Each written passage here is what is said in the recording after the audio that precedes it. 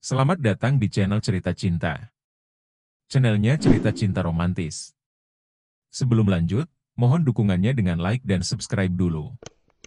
Membalas sebuah pengkhianatan, bagian 17.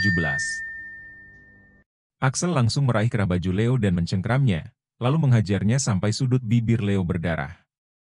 Saat Axel kembali akan menghajarnya, anak buah Leo menyergapnya. Hentikan, biarkan dia melakukan apa yang akan dilakukannya, ucap Leo.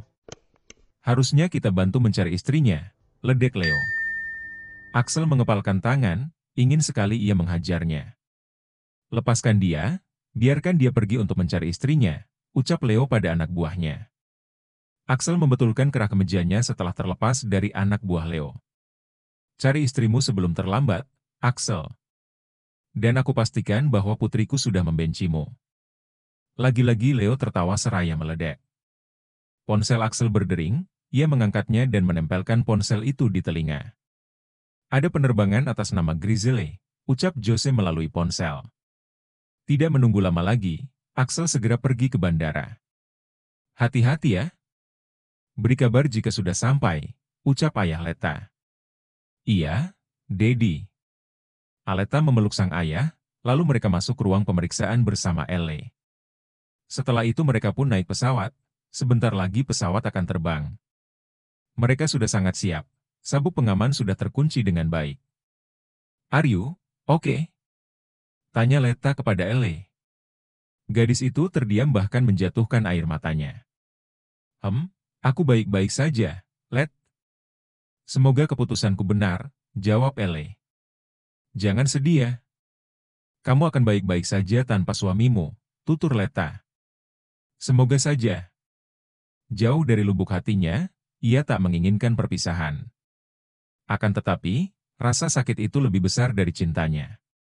Tak sepatutnya ia terjerumus dengan keadaan seperti ini, andai ia tahu sejak awal. Cintanya hanya karena semata-mata ingin membalaskan rasa sakitnya. Kenapa Dedi begitu tega? Bahkan sampai aku mengandung begini, semoga Dedi bahagia atas apa yang Dedi lakukan. Dendammu sudah terbalas. Elle menatap jendela, melihat pemandangan saat pesawat mulai terbang. Axel baru saja tiba di bandara, dirinya terlambat. Elle sudah tidak ada, bahkan orang tua Aleta pun sudah pulang. Axel terus mencari istrinya sampai ia mengerahkan beberapa orangnya di sana. Sayang seribu sayang, ia tak dapat mengejar. Kemana Elle pergi, Jose? Tanya Axel, ia berniat untuk menyusul. Bacalar Quintana Roo, jawab Jose. Dari jadwal penerbangan, Non El pergi ke sana.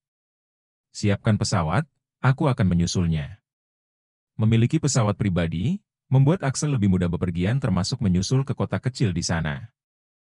Sesuai perintah, Jose melaksanakan apa yang diperintahkan. Tak membutuhkan waktu lama, Jose sudah menyiapkan sebuah kapal untuk diterbangkan. Axel bergerak cepat, semoga ia tidak terlambat lagi. Beberapa jam kemudian, Elle sampai di kota Bacalar. Termasuk Axel, pria itu pun sudah sampai. Axel langsung menuju bandara di sana, tidak ada Elle di sana. Padahal ia tepat berada, di mana orang-orang baru sampai di sana. Apa ya kembali terlambat? Sementara Elle dan Aleta, gadis itu tengah menunggu Zuran menjemput. Tapi Elle pamit sebentar untuk membeli es krim. Tiba-tiba saja ia menginginkannya. Saat membelinya, ia terkejut mendapati Jose di sana. Apa Dedi ada di sini juga? Elle mengedarkan pandangan, dan benar saja tak jauh dari Jose ia melihat sosok pria yang ia cintai. Dengan cepat, Elle bersembunyi. Ia benar-benar tak ingin bertemu, Elle berjongkok di dekat si penjual es krim, bahkan masuk ke dalam ruangan tersebut. Elle menghubungi Leta. Let, aku menunggu di dekat penjual es krim, aku tidak bisa kembali ke sana, jelas Elle. Kenapa? Kak Zuran sudah sampai. Kesini saja, di sini ada Dedi. Dedi. Ulang Leta. Cepat.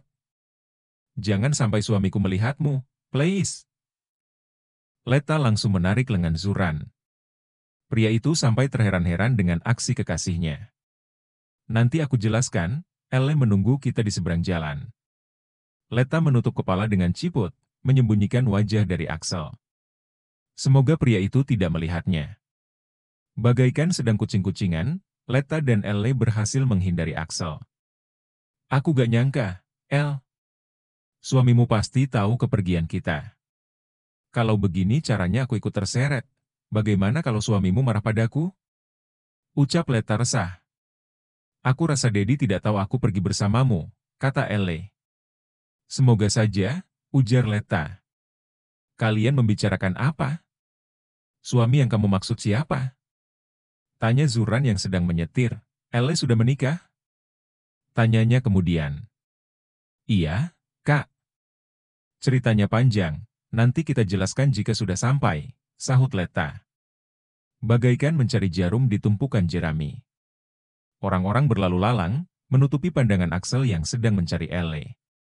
Kita ke hotel, nama Elle pasti tercantum di salah satu hotel di sana, ujar Axel. Sekalian lacak keberadaannya melalui kartu yang dia gunakan. Jose mengangguk. Saat tiba di hotel, Axel memesan kamar dan langsung mengistirahatkan tubuhnya. Ia yakin, kalau ia dapat menemukan istrinya. Elle tak mungkin jauh dari penginapan, karena setahunnya gadis itu tidak bisa hidup susah. Elle dan Letta sudah sampai di tempat di mana Zuran tinggal, fasilitas yang ia dapatkan dari rumah sakit tempatnya bekerja. Sebuah rumah kecil tapi begitu nyaman, Elle melihat-lihat seisi rumah tersebut.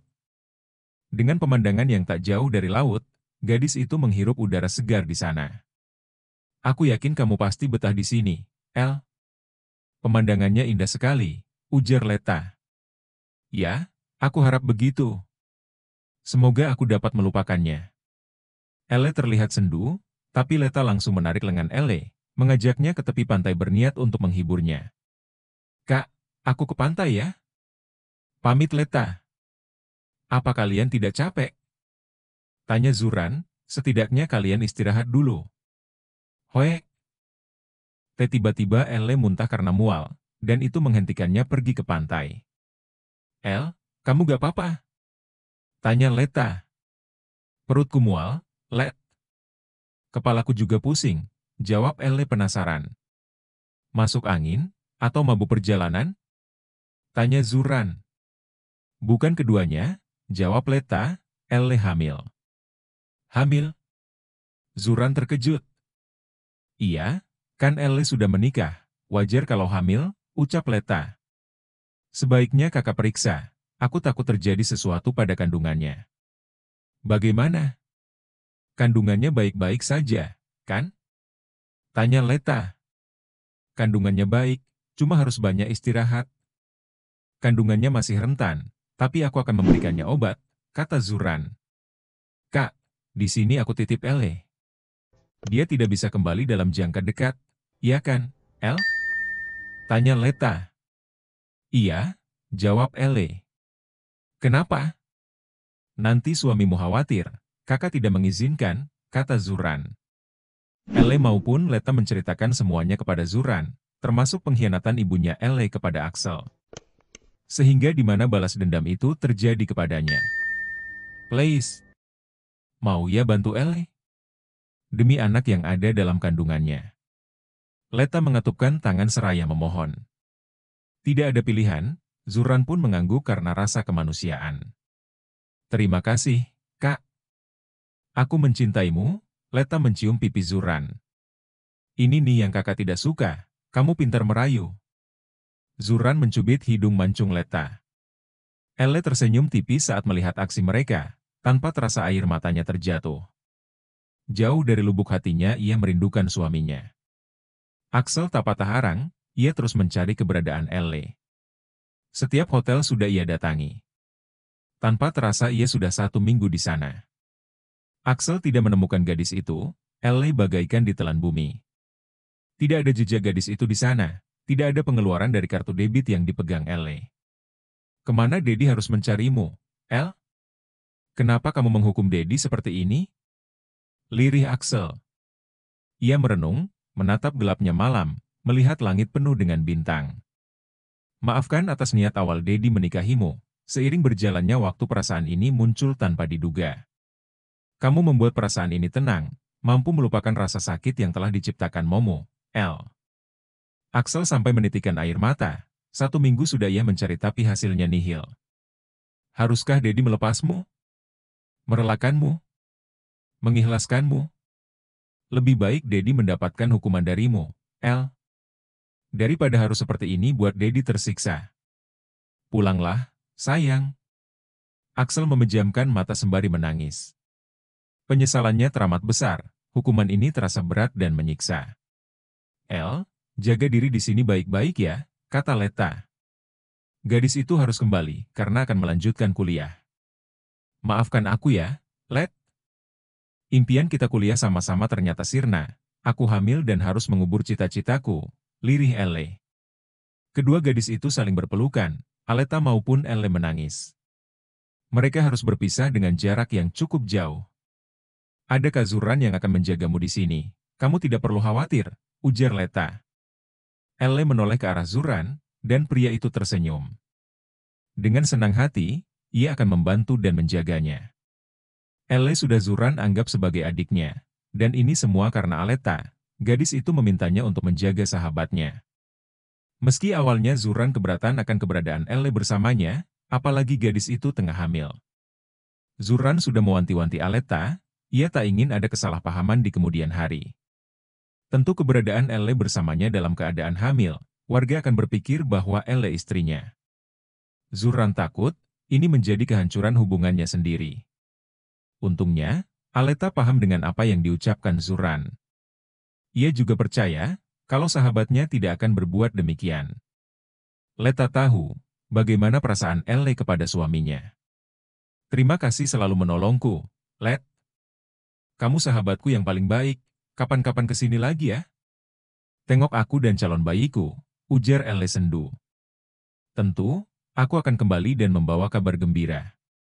Aku akan meyakinkan Dedi soal hubunganku dengan Kak Zuran. Aleta menoleh ke arah kekasihnya, lalu menghampirinya. Aku pasti merindukanmu, Kak. Aleta memeluk Zuran dengan erat. Kakak juga pasti merindukanmu. Apa kamu serius akan mengatakan tentang hubungan kita kepada Dedi? Harusnya kakak yang bilang, bukan kamu. Tapi kakak juga akan mengatakannya pada Momi. Zuran mencium bibir Aleta dengan dalam. Ah, aku merindukanmu, puaskan aku dulu sebelum kau pulang, ucap Zuran. Aku juga sangat merindukanmu.